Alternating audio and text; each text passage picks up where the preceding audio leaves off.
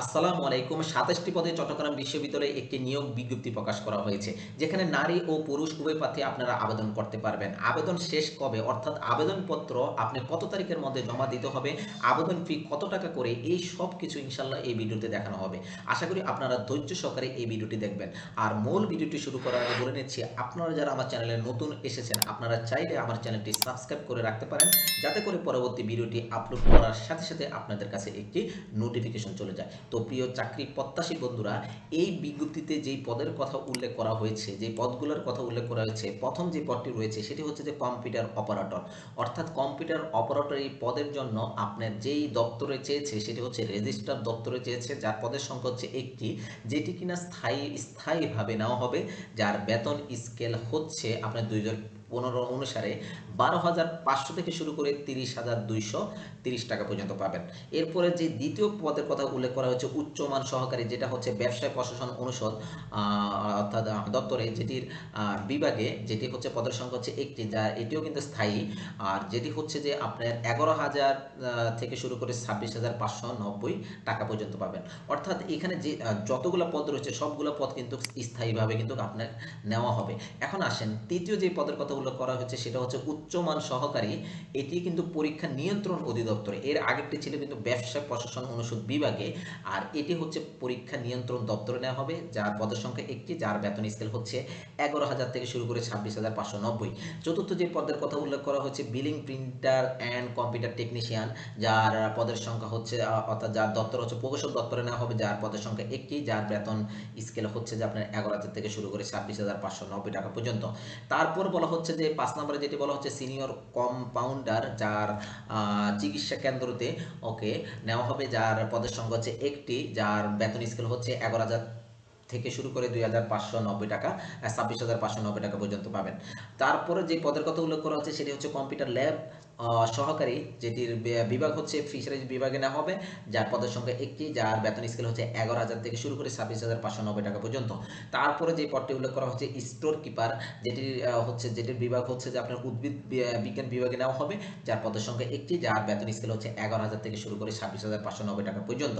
তারপরে যে পদের কথা উল্লেখ করা হয়েছে সেটি হচ্ছে সাতলিপিকার, অর্থাৎ যার বিভাগটা হচ্ছে লোক প্রশাসন বিভাগে নেওয়া হবে, আর এটির পদের সংখ্যা হচ্ছে একটি, যার বেতন স্কেল হচ্ছে যে আপনার 10,200 থেকে শুরু করে 24,680 টাকা পর্যন্ত আপনারা পাবেন। ওকে, এরপরে যে পদের কথা উল্লেখ করা হচ্ছে পেশ ইমাম, যেটি চট্টগ্রাম বিশ্ববিদ্যালয়ের প্রধান ফটক জামে মসজিদের জন্য, যার পদের সংখ্যা একটি, যেটি হচ্ছে যে আপনার স্কেল হচ্ছে 9,700 থেকে শুরু করে 23,490 টাকা পর্যন্ত।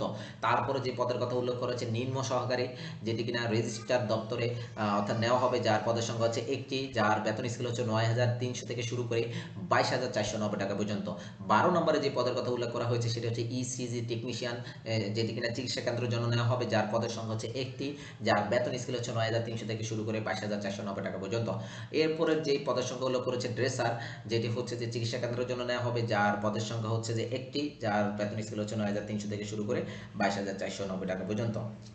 চতুর্থতে যে পদের সংখ্যা উল্লেখ করা হচ্ছে সেটা হচ্ছে রেকর্ড কিপার, যার দপ্তর হচ্ছে হিসাব নিয়ামক দপ্তর বিভাগে নেওয়া, অর্থাৎ দপ্তরে নেওয়া হবে, যার পদের সংখ্যা দুইটি, যার বেতন স্কেল হচ্ছে 9,300 থেকে শুরু করে 22,490 টাকা পর্যন্ত।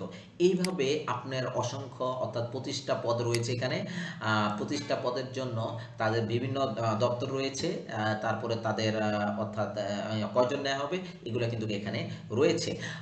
প্রিয় চাকরি প্রত্যাশী বন্ধুরা, আমি এই অর্থাৎ এই নিয়োগ বিজ্ঞপ্তির লিঙ্ক আমি আমার ডেসক্রিপশন বক্সে দিয়ে দিব। আপনারা ওখান থেকে ক্লিক করে আপনারা আপনাদের এই বিজ্ঞপ্তিটি ডাউনলোড করে আপনারা দেখে নেবেন যে কোন কোন পদের জন্য কয়জন নেওয়া হবে এবং বেতন স্কেল কত। ওকে, তো এই মানে এগুলো ছিল আমাদের বিভিন্ন পদের জন্য তার বিভাগ, দপ্তর বা কেন্দ্র এবং কয়জন করে নেওয়া হবে, বেতন স্কেল কি, সেগুলো এখানে দেখানো হচ্ছে।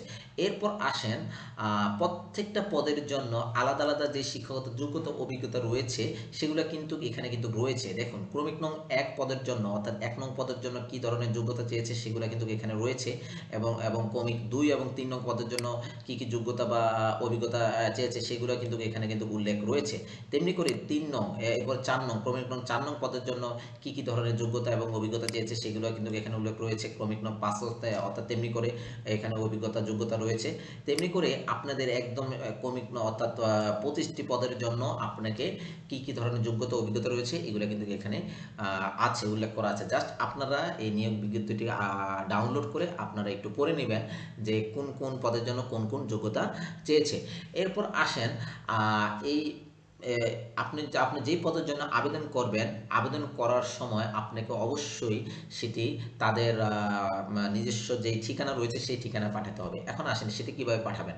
চট্টগ্রাম বিশ্ববিদ্যালয়ের রেজিস্ট্রার দপ্তর অথবা চট্টগ্রাম বিশ্ববিদ্যালয়ের যে ওয়েবসাইট হতে 1 কপি নমুনা ফর্ম আপনাকে সংগ্রহপূর্বক আগামী 15/9/2025 অর্থাৎ আপনাকে আবেদনপত্র জমা দিতে হবে আগামী 15/9/2025 তারিখের মধ্যে অফিস চলাকালীন সময় সকাল 8টা থেকে দুপুর 3টা 30-এর মধ্যে আপনাকে যেটা করতে হবে নিম্ন স্বাক্ষরকারী বরাবর 6 কপি দরখাস্ত পাঠাতে হবে। অর্থাৎ 1 কপি দরখাস্ত গ্রহণ করা হবে না, 6 কপি দরখাস্ত আপনাকে পাঠাতে হবে, যেটা কিনা কুরিয়ার সার্ভিসের মাধ্যমে আবেদনপত্র নির্ধারিত সময়ের মধ্যে পৌঁছানো ঝুঁকিপূর্ণ বলে সরাসরি বা ডাকযোগে দরখাস্ত পাঠানোর জন্য পরামর্শ করা গেল। অর্থাৎ কুরিয়ার সার্ভিসে না পাঠিয়ে আপনারা সরাসরি ডাকযোগে দরখাস্ত সরাসরি নিয়ে যাবেন অথবা ডাকযোগে আপনারা পাঠাতে পারেন, কিন্তু কুরিয়ার সার্ভিসে অনেক সময় লেট করে ফেলে। এটি হচ্ছে আপনাদের 15/9 তারিখের মধ্যে অবশ্যই সকাল 8টা 30 থেকে দুপুর 3টা 30-এর মধ্যে পাঠাতে হবে। এখন আসেন এখানে একটা জিনিস উল্লেখ করা হয়েছে যে ছবি ওয়েবসাইটে একটি নমুনা ফর্ম দেওয়া হয়েছে, সেটি আপনাকে সংগ্রহ করতে হবে। তো সেটি আমরা একটু এই ওয়েবসাইটে গিয়ে আমরা একটু দেখে নিই। আমরা প্রথমে দেখি www.ac ওকে, মানে আমাদের এই যে এখানে যে ঠিকানাটা রয়েছে www.cu. ওকে, আমরা এটাতে একটু ক্লিক করলে আমরা কিন্তু প্রবেশ করে যাব এই যে ইউনিভার্সিটি অফ চিটাগং, এটা কিন্তু অলরেডি এখানে চলে আসছে। এখন এখান থেকে আপনাকে এই দেখুন এই যে এখানে রয়েছে ফর্ম অ্যান্ড ডাউনলোড, এই অপশনটি রয়েছে, এখানে জাস্ট ক্লিক করুন। ক্লিক করার পরে এই যে দেখুন এখানে রয়েছে teacher employment promotion application form, just এখানে একটা ক্লিক করুন। ক্লিক করলে দেখতে পারবেন এই যে এখানে যে আবেদন ফর্মটি রয়েছে, মানে আপনারা আবেদন যে করবেন এটির একটি নমুনা ফর্ম এখানে কিন্তু এই যে শিক্ষক পদের জন্য দরখাস্তের ফর্ম এখানে কিন্তু রয়েছে। এখানে একটু খেয়াল করুন এই যে দেখুন, হ্যাঁ এটি একটি গেল। আর আরেকটি বিষয় রয়েছে অন্যান্য যেমন প্রফেসর সেকেন্ড গ্রেডের জন্য অফিসার এমপ্লয়ি, মানে অর্থাৎ আপনার যেই পদ রয়েছে এই পদের জন্য এখান থেকে আপনারা কি করে নেবেন, ফর্মটা এখান থেকে আপনাকে কালেকশন করে নিতে হবে। যেমন দেখুন এই যে আমরা যদি এখান থেকে দেখাই যে অফিসার এমপ্লয়মেন্ট, এটাতে যদি ক্লিক করি তাহলে এই যে অফিসার এমপ্লয়মেন্টের যেই ফর্মটা রয়েছে সেটা এখানে রয়েছে। তো এইভাবে আপনারা যেটি করবেন আপনাদের পদের জন্য আপনারা আলাদা ফর্মটি সংগ্রহ করে তারপর আপনারা ফিল আপ করে আপনাদের যাবতীয় যে ডকুমেন্টগুলো চেয়েছে সেগুলো দিয়ে আপনাকে পাঠাতে হবে। এখন আসেন কি কি ডকুমেন্ট চেয়েছে বা কিভাবে পাঠাবেন এই জিনিসটা বা কত টাকা লাগবে সেটা আমরা একটু জানার চেষ্টা করি।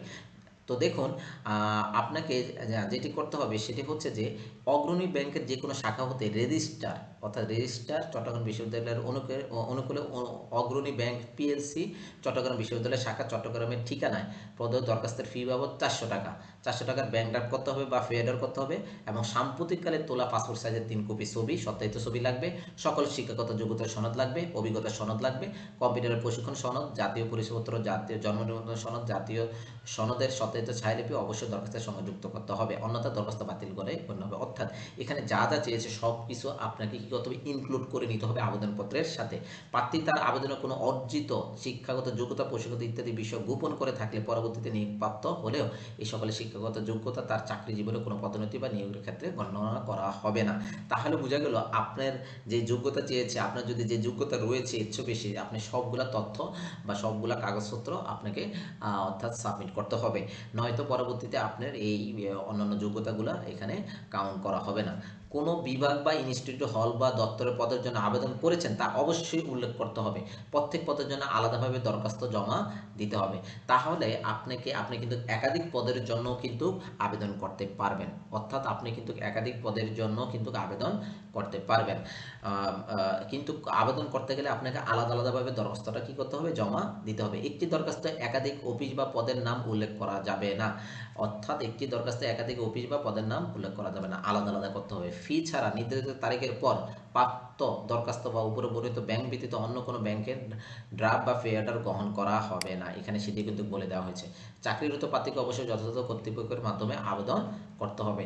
তো এই ছিল প্রিয় চাকরি প্রত্যাশী বন্ধুরা, যে আপনি কিভাবে মানে আবেদন করবেন বা আবেদন ফি কত টাকা, বা আপনার প্রত্যেকটা পদের জন্য কি কি ধরনের পদের সংখ্যা চেয়েছে বা বেতন স্কেল কি, তারপরে কোন কোন দপ্তরে মানে কোন পদের জন্য কোন দপ্তর অর্থাৎ কোন দপ্তরে নেওয়া হবে সেই জিনিসগুলো এখানে অর্থাৎ দেখানো হয়েছে। তাছাড়াও শিক্ষাগত যোগ্যতা বা অভিজ্ঞতা কি রয়েছে প্রত্যেকটা আলাদা আলাদা ক্রমিক নং বা পদ অনুসারে কিন্তু এখানে দিয়ে দেওয়া হয়েছে।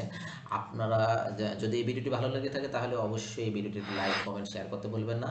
আর পরবর্তী ভিডিওটি পাওয়ার জন্য অবশ্যই আমার চ্যানেলটি সাবস্ক্রাইব করে রাখবেন, যাতে করে ভিডিও আপলোড করার সাথে সাথে একটি নোটিফিকেশন চলে যায়। তো সবাই ভালো থাকবেন, সুস্থ থাকবেন এই কামনা করি। আসসালামু আলাইকুম।